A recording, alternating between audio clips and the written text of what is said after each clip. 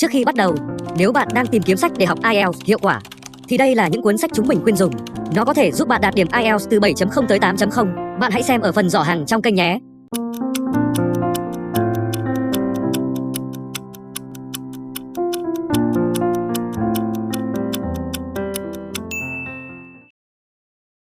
Part 1. You will hear a conversation between a customer and a receptionist at an optician's about repairing glasses. Good morning, Oakman Optics. This is Lena speaking. How can I help? I need to get my glasses repaired. Of course. Before we start, is it a quick adjustment or is something actually broken? Something is wrong with the frame. The left arm feels loose and it keeps slipping. Right. The left arm is loose. We usually tighten the hinge and, if needed, replace the tiny screw. I will take a few details for the repair note. What is your surname? Nouri. N-O-U-R-I. Thank you. And your first name? Omar. Great. Can I have a contact number in case we need to reach you during the repair? Yes, it's 07866 419 572. Thanks. Now, do you know the frame material? Some frames are metal, some are plastic, and some are acetate. It's plastic. Plastic, thanks. And the color of the frame? Red. Red. When would you like to bring them in? We are open from 9 in the morning. Friday morning, if possible. Friday morning is fine. We are on King Street, just near the pharmacy and the bus stop. Yes, I know King Street. Great. A standard repair like tightening an arm normally takes 2 days. If we need to order a part, it can take longer, but that is not common for this type of job. The basic fee is £15, and we only charge extra if a hinge must be replaced. That sounds fine. Just to confirm, the arm is loose on the left side, not the right? Yes, the left. Do you want us to clean the frame while it is here? There is no extra cost. Yes, please. When you arrive, tell the receptionist the repair number and we will label the case. If you cannot come on Friday, call us and we can move it to Saturday. Okay. If the screw is missing, we will replace it with a matching one for you.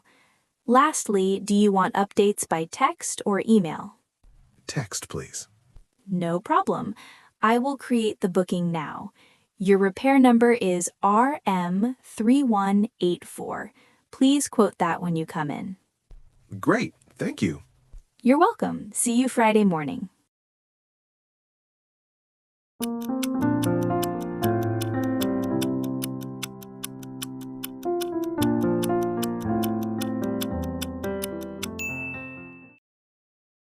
Part 2. You will hear a talk for new volunteers at a community pantry. Hello everyone. Welcome to Cedar Steps Pantry. My name is Daniel and I coordinate volunteers.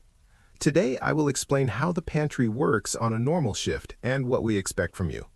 This is not a long talk, but please listen closely to the parts about hygiene and record keeping, because those are the areas where new helpers most often make mistakes.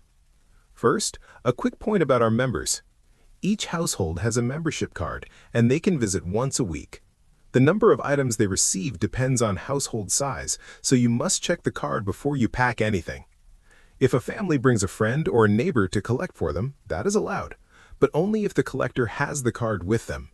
If you're unsure, ask the team leader rather than guessing. Before I mention common mistakes, a quick note about scheduling. We do not use a paper rota. You will get your shifts through an app on your phone. You can see your start time and your task area there. If you cannot come, change it in the app as soon as possible so someone else can cover the shift. Next, hygiene and safety. Please wash your hands when you arrive, and again after touching delivery boxes. We also clean surfaces every hour, especially the table where we pack bags. Gloves are available, but they are mainly for handling chilled items and cleaning the fridge area. If you handle packaging that is wet or damaged, change gloves and wash your hands.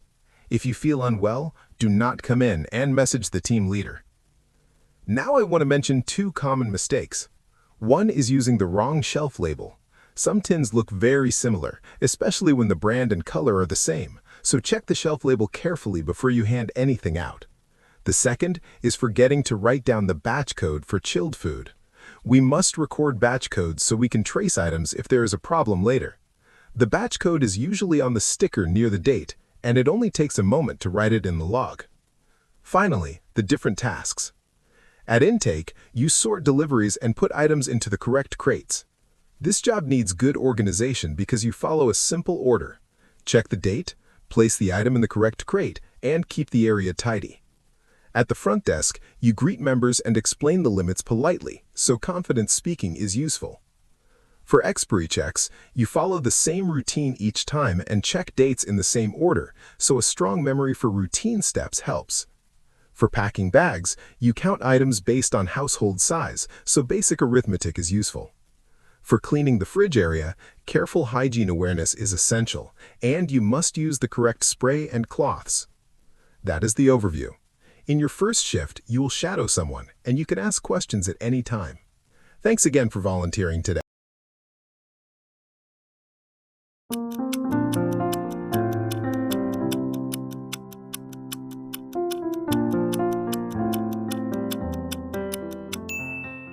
Bạn đang nghe podcast miễn phí tại IELTS. Nếu bạn yêu quý kênh, hãy ủng hộ chúng mình ở phần mô tả nha. Part 3. You will hear two students discussing a meeting about a project plan. The meeting was clearer than I expected. Same. I liked that the supervisor began with a simple plan. She told us what we had to decide and in what order. Yes, that helped. Usually we spend ages talking and nothing gets decided, but today we actually got somewhere. The only problem was the room. The corridor was busy, so we could hear people walking past and talking, and it was hard to focus at the start. True, it was noisy, but we still finished the important points. The supervisor said our categories were too broad. I agree. If categories are too broad, different people interpret them in different ways, so you get disagreement. She also said we have too many categories at the moment. Yes, and that makes them hard to remember, especially for new people. If you have a long list, you end up picking the first one that sounds close. She suggested we make the definitions shorter and clearer and add a few examples under each one. Not pages of text, just enough to guide choices. And the examples should be realistic, not unusual cases that hardly ever appear. Then we tried 10 items together from the dataset. At first, we disagreed on 2 of them. But once we explained why we chose a label, we started to agree more. It was easier when we talked through the reasons rather than just voting. That exercise showed what was unclear in the wording. I noticed that when we disagreed, it was usually because one of us focused on tone and the other focused on the content.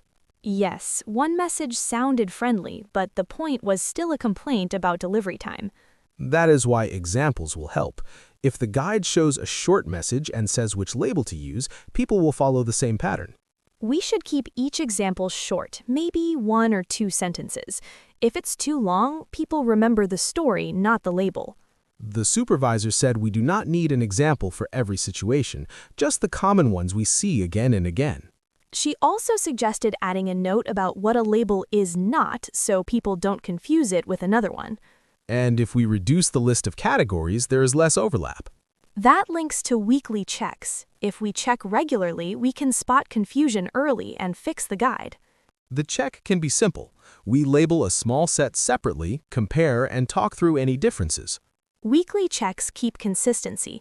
Otherwise, people slowly change their interpretation without noticing. The supervisor asked you to do one task after the meeting, didn't she? Yes, she asked me to write a short summary of today's decisions in the shared document by Tuesday, so everyone can see the final version. Good. That will stop people using old versions. So, we agreed on 2 next steps. First, we will double code a small sample every Monday and compare results. Second, we will make a short checklist for new team members, so they follow the same steps from day 1. Great. If we do those things, the next stage should feel much smoother.